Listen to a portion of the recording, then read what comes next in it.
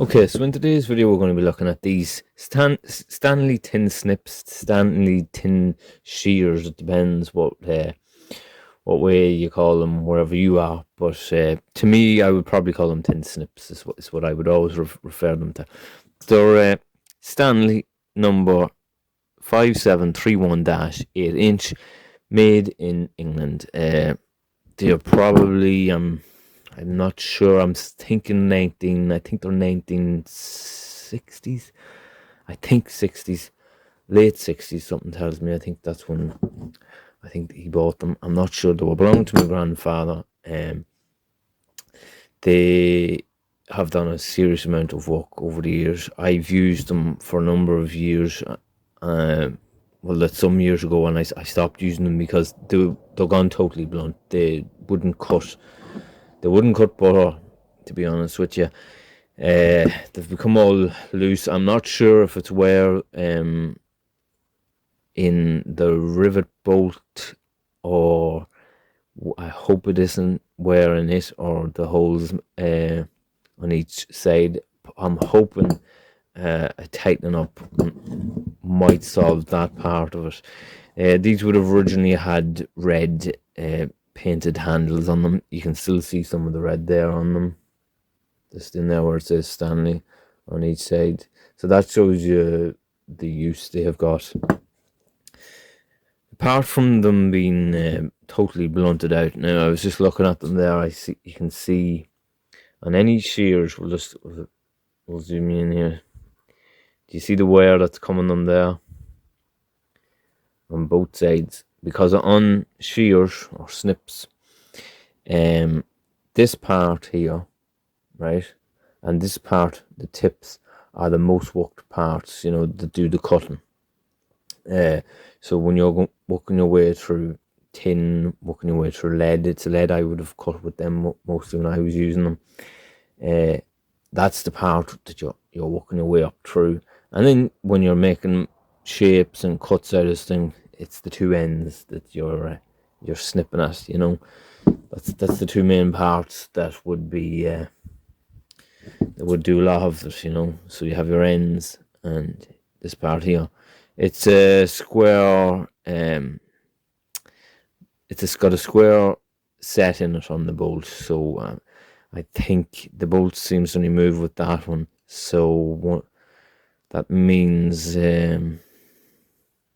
Yeah, it means that I'm not going to remove that when I go to restore them, because I'll either shear it or I don't want to break it, because you're not going to get a bolt like that now to buy. That would have to be like a mill job on a machine, and that's something that I don't have access to, or I'm not going to be getting someone to do. I'm going to restore these, and I'm going to use them again. I don't know whether to paint the handles on them back to the original type red that Stanley had on them. I might. I'm not sure yet. A lot more work to do on them before I get to that stage. But what I am going to do, look, they're not overly pitted now in any way, and they would have been outside in the wet. But I'm going to steep them for 24 hours in white vinegar with about 5% soda crystals, and we'll take it from there when I get back to that. Okay, so we've had our shears stepped in vinegar now for over 24 to 48 hours, and as you can see, the rust has come to the surface on them. You can see from my finger there just how dirty they are. So that's the beauty of vinegar. They're nice and smooth too. It's taken any little bit of pitting, even though there isn't much pitting on them, thankfully, but the rust gets into that there and it takes them out of it. So what I'm going to do now is I'm going to give them a clean down, possibly a little bit of WD-40, just a quick spray on them, and then I'm going to come at them with a wire brushing on a wire wheel with both the drill and the buff stone. I've decided I'm not taking them apart. I don't, as I said before, I don't want to ruin the bolt. Okay, so I just want to show you quickly just how well, when they've been stepped in vinegar, that they clean up. Or talk about having to come near them with a wire brush. Just look at that there. they looked absolutely spotless before they got the vinegar. And as you can see, with the cutting part of them, there was grease and oil and gunk from over the decades trapped. It just dissolves it. But look at that. Look at the handle there. Look at how well it cleans up. So yeah, we're going to get polish that up and take it from there. Okay, so I come at them with the buff stone wire brush and also on the drill here, and I used me Makita DHP 483, which I got going again with the trigger. You can check out that video. I'll leave a little link up above about it. But look at that. Look at the result. Absolutely beautiful. And it did, in fairness, it didn't take much to take them up. It didn't take much wire brushing. The vinegar and the soda crystals did done the majority of the work for me. Isn't that absolutely beautiful? Now they're completely hanging apart, as I said before. We're gonna have a go tighten them up, see what we can do. But part of me wants to keep them like this, nice and shiny, even though, as I said, they were originally red painted handles on them. But I think I'm gonna stick with keeping it. It is a restoration, so I'm gonna keep it with the painting the handles red. Okay, so as I said, these are absolutely hanging apart. So hopefully now my work's not done in vain so far, and I can get a bit of a tightening on this this bolt. So it's 3/8, so we're going to stick on the 3/8.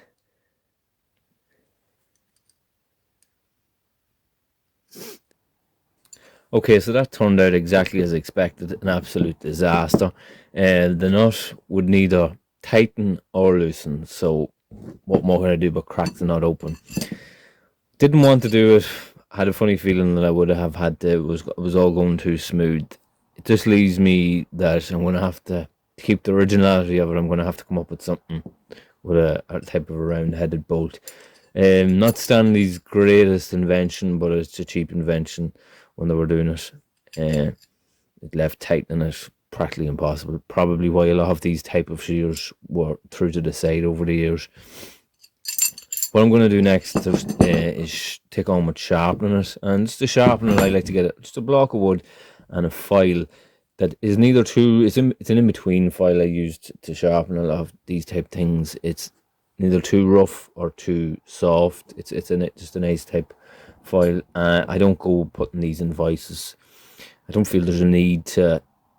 Your shears could be as blunt as anything, but believe it or not, sharpening them is pretty straightforward and doesn't require a whole lot of filing, if you know what I mean.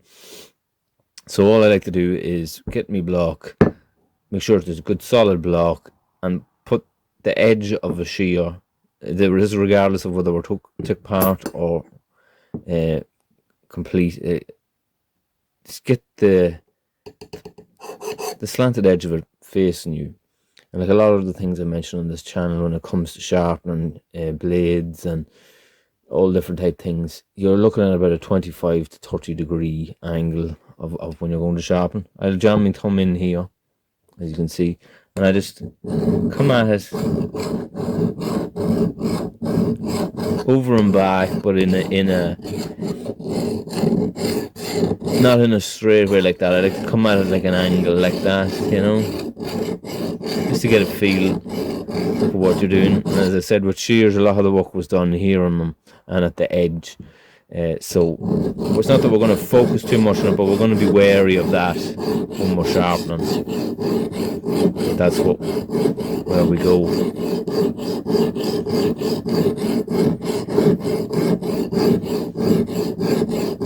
We're not looking for anything razor sharp either, because with shears it's like a guillotine effect. If you know what a guillotine is, they always have just that wee bit of a flat surface on it.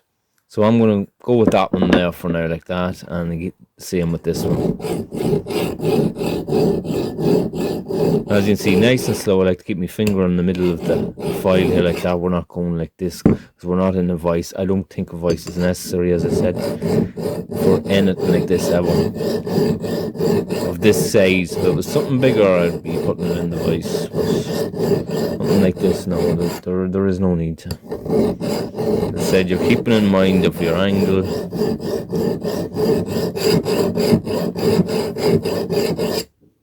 And again, you're not looking for anything rather sharp because there's always a flat edge on that. And what I do with a lot of these things is do a couple of runs on the flat side like that on both of them.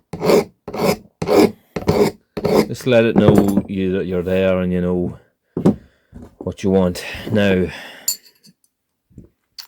I'm going to clean up this with a wire brush before I do anything else, and then I need to go on a little bit of a hunt for some type of a bolt. But I'll clean this up with a wire brush and we'll take it from there.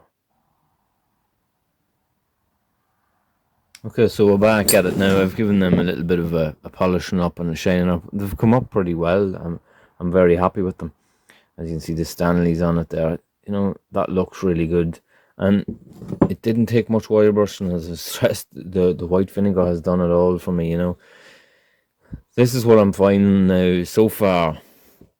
It's a rivet, a steel rivet. If you don't know what it is, I have a massive toolbox full of stuff I still have to get through. That would actually look pretty good on it.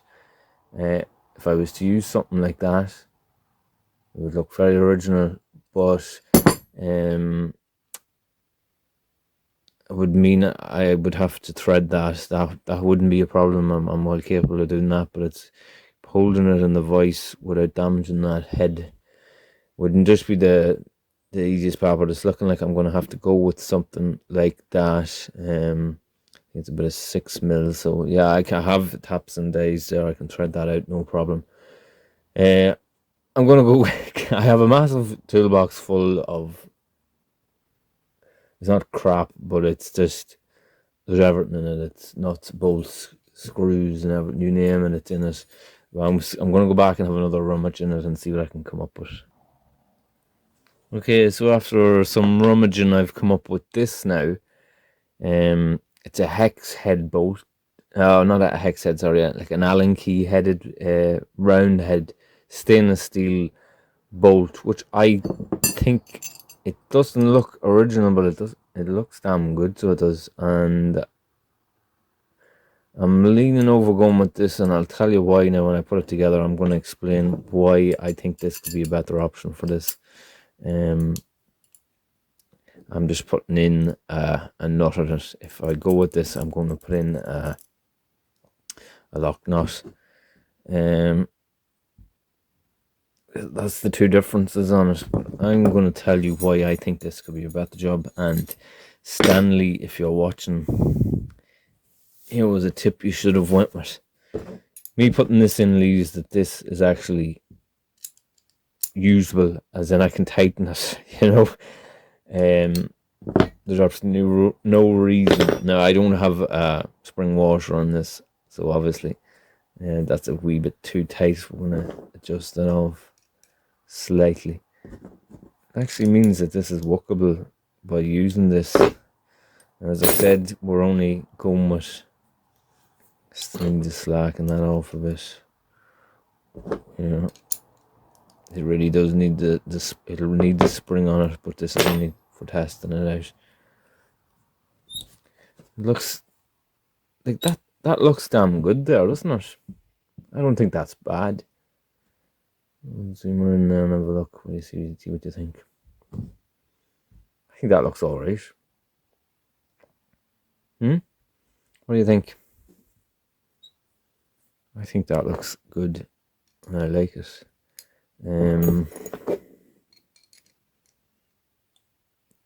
Look at what I'm going to do next is see, does it actually work? See the cutting before we go anything else. See the cutting. So we'll hit that one up. Okay, so I don't know if you know, but to test the likes of tin shears and things like that, to test to see how the sharpen or the working, if they cut cardboard, the general rule is if they cut cardboard, they're good to go. They'll cut anything. So here goes. We're gonna test it now and see what happens.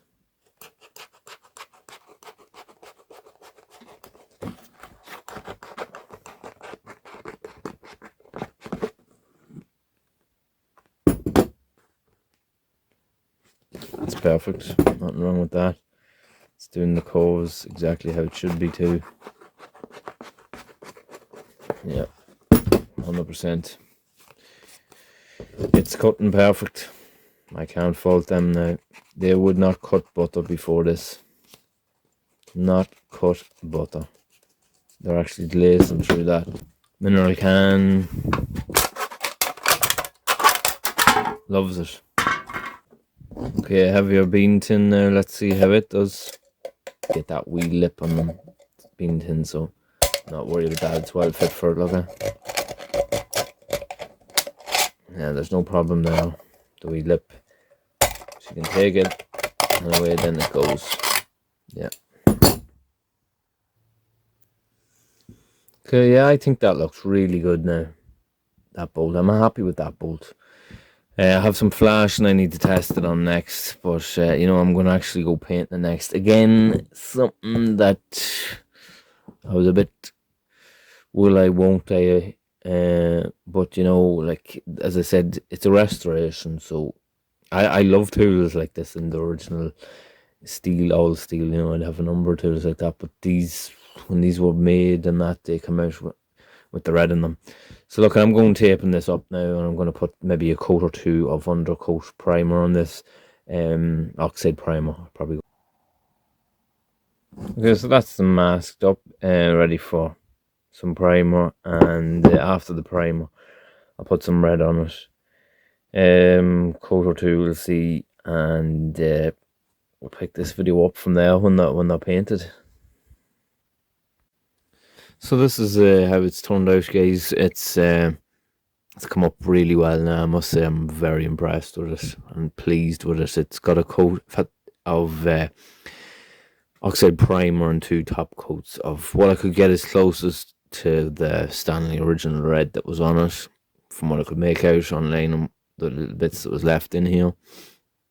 I'm really pleased with how well it's come up now. I'm just if you look at it there, you'd hate to use them, but as I said, they are it's a tool, it's not an ornament, and it's going to be a working tool. It's history to it on that, so it was sentimental, I suppose, in one sense is the right word. So yeah, I'm glad I did do the restoration to the full, but the stainless steel bolt was the right way to go, I feel. So it's a good thing that it really didn't sharpen or loosen, because I can come at it with my Allen key and spanner to tighten it up. Spent some time feeding in some 3-in-1 lubricant oil just in there to the whole meeting end of it, where you know, it's tightened up fully now. There's no play in it, but yet, you know, it's nice and free, so you know it can cut grand. You can just see the way it's grand. So that's basically it. Some people will probably say I'm crazy for painting it. I know the paint will chip off it and won't last in it, but I think it was worth it in the end, and I'm absolutely delighted with it. Thanks very much for watching.